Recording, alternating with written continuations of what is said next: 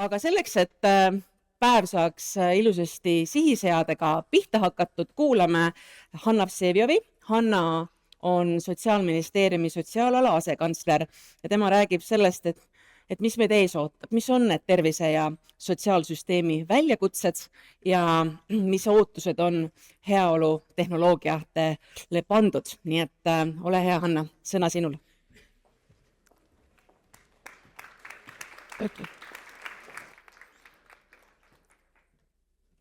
Tere hommikust, rõõm näha nõnda palju inimesi täna siin füüsiliselt koha peal ja teame, et päris palju on teid vaatamas meid ka üle veebi. Kui me pea aasta aega tagasi saime teada, et maksufestival jääb ära, siis me mõtlesime, et tasub kiiresti see vabanenud turuosa täita heaolutehnoloogiate festivaliga ja tundub, et oli tark tegu, vaadates, kui suur huvi on selle festivali vastu ka olnud. Ja me oleme ju Eestis hästi uhked meie digiriigi kuvandi üle. Me teame, et paljudes eluvaldkondades oleme väga innovaatilised ja kahtlemata on meil ka Eestis heaolutehnoloogiate valdkonnas väga häid näiteid, asutusi, kohalikke omavalitsusi, kes need tehnoloogiad on kasutusele võtnud. Aga kui vaadata Eesti riiki tervikuna ja seda, kuivõrd me oleme need erinevad tehnoloogiad põiminud meie hoolekandeteenustesse näiteks, siis on meil üksjagu arenguruumi. Ja mul on ka hea meel, et täna on siin meil kolleegid Soomest, Rootsist enda kogemusi jagamas, sest nemad on tegelenud selle valdkonna arendamisega tõesti juba aastaid, et mitte öelda aastakümneid, ja Eestil on minu arvates viimane aeg ka nüüd gaas põhja vajutada ja õppida teiste kogemusest ja lisaks pakkuda rohkem pinnast ka riigi või avaliku võimu poolt meie suurepärastele ettevõtjatele, aga ka teadlaskonna esindajatele, sest tegelikult meil on ju endal ka suurepäraseid näiteid erinevatest heaolutehnoloogiatest. Aga miks meil seda kõike siis ikkagi vaja on? Ja selleks võiks korraks liikuda ajalukku ja siis sealt kihutada edasi tulevikku. Et kui vaadata, millal siis said alguse need nii-öelda tänapäevased sotsiaalkaitse või sotsiaalkindlustusmudelid, siis see toimus peale teist maailmasõda paljuski tänu Beveridge'ile, tema ideedele ja tema nii-öelda heaoluriigi plaanile. Aga Eesti puhul muidugi okupatsiooniaeg pani oma pitseri meie sotsiaalvaldkonna arengule, aga taasiseseisvudes otse loomulikult vaatasime ka oma põhjanaabrite poole, et sedasama heaoluriiki siis ka Eestis ühel või teisel moel üles ehitama hakata.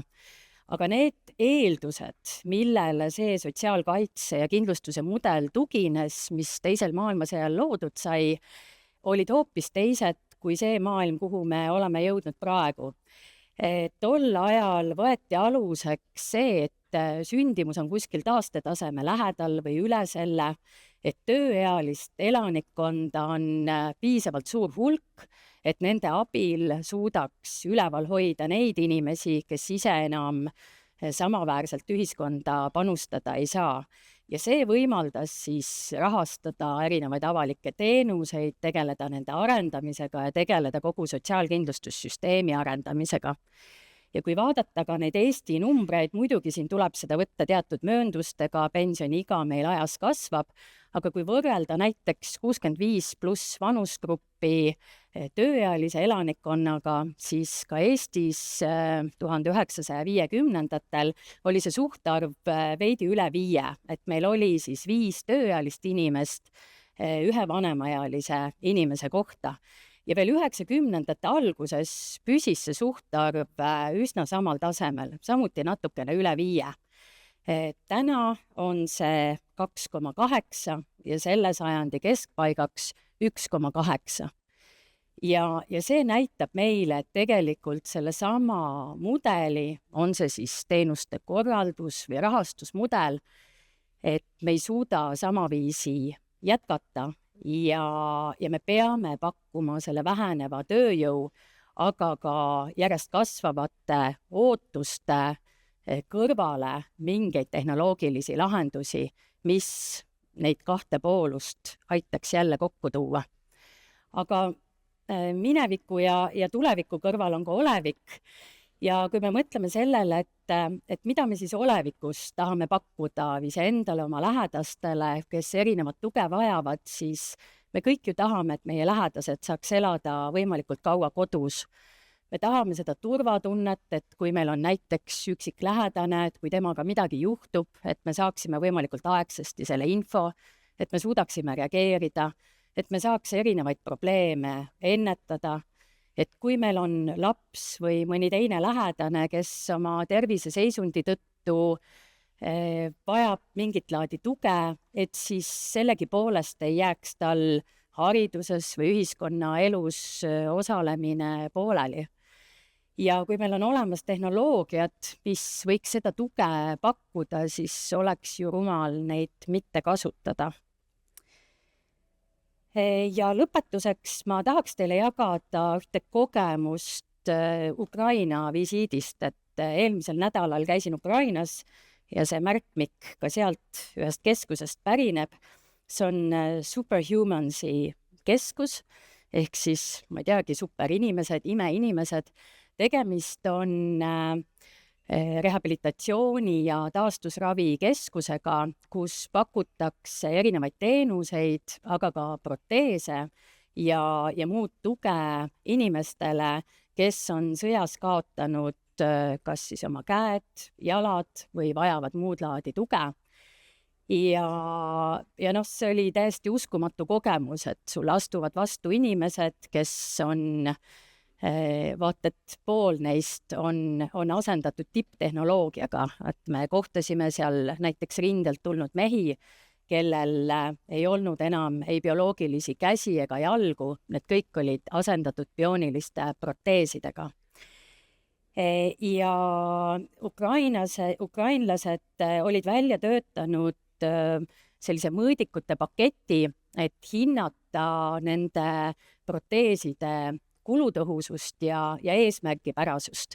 Ja üheks mõõdikuks olid nad seadnud selle, et need inimesed, kes on siis sealt keskusest selle proteesi saanud ja saanud mõnikord ka mitu kuud vältava siis sellised rehabilitatsiooni ja taastusabiteenused, et nad peaksid sellest keskusest väljudes neid proteese kasutama vähemasti 3 tundi päevas. Ja kui nad hiljem hakkasid siis seirama, et kas need eesmärgid on täidetud, tuli välja, et pea mitte ükski selles keskuses abi saanud inimene ei kasutanud neid proteese isegi mitte 3 tundi päevas. Ja kui nad hakkasid uurima, et milles asi on, siis selgus, et neil inimestel polnud põhjust kodunt välja minemiseks, neil ei olnud enam sellist elutahet.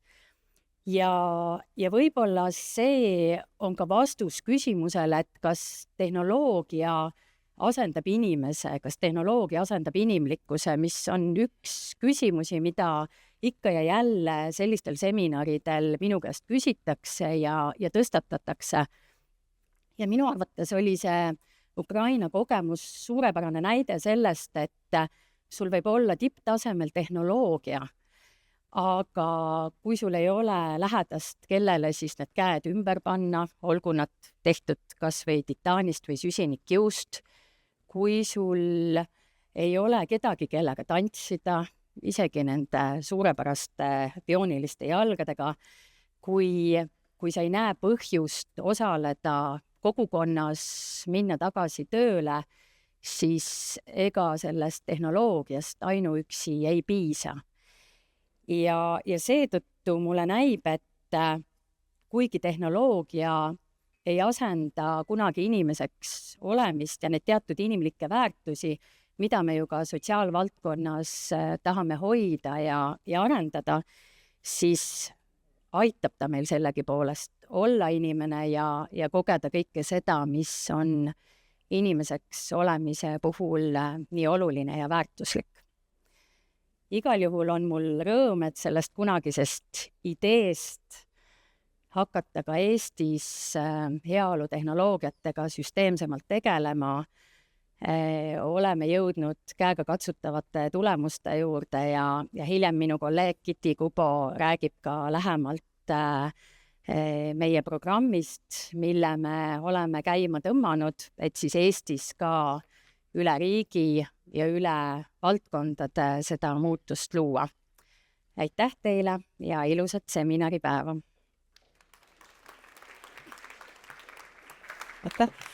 Suur aitäh Hannale, aga meil on kõigile esinejatele täna üks väike kingitus ka ja see on perepilet Tervishoiumuuseumisse, nii et Hanna, palun, aitäh sulle ja ma räägin, mis seal toimub, et sul oleks ikkagi põhjust minna, aasta aega kehtib, seal on uus näitus nimega Hüvasti noorus ja see käsitleb vananemist kui loomulikku ja mitmetahulist elu osa ja näitus kutsub otsima siis tasakaalu ja tähendust igas eluetapis ja julgustama vanemaealistega toredasti suhtlema, neid kuulama, nendega mõistev olema ja minge kõik vaatama.